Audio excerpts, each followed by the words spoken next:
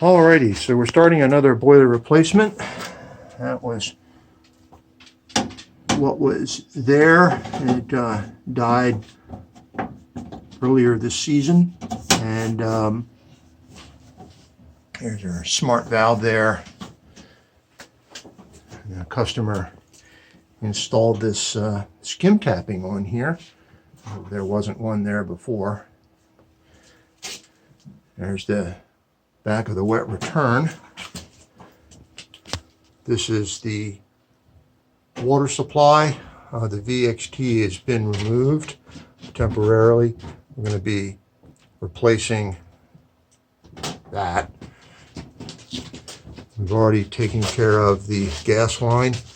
See, this is code approved for gas. That's your typical copper installation there. The chimney has been relined with stainless steel. So we're good there. And we have two mains. This one goes, there's a sort of a double loop. So you have a 2-inch supply and a small dry return. And that goes towards the rear of the building. There. And this is parallel flow. And we have installed a Gorton C at this end. And there's the drip and the wet return there. A nice little bend there. Nice little bend there from the dead men.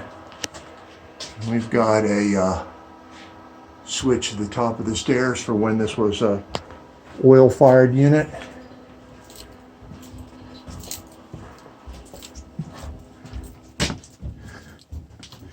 And we got the electric disconnected there.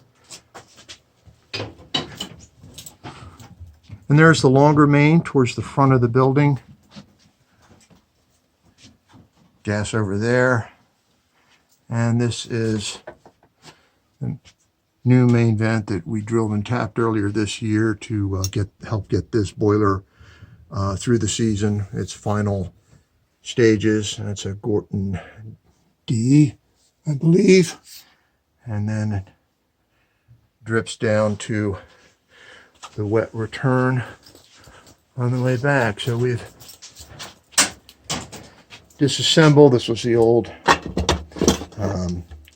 low water cutoff, pressure troll, and VXT, and gas piping, and so forth. Recovered very nicely. Hopefully some of it will be reused. So stay tuned. We're going to probably have a picture of the damage that occurred when this boiler failed. Let me get a shot back here. This was we got a wet return there, and the wet return there. That's the this is the drip, and that's the I guess you can call it the equalizer line.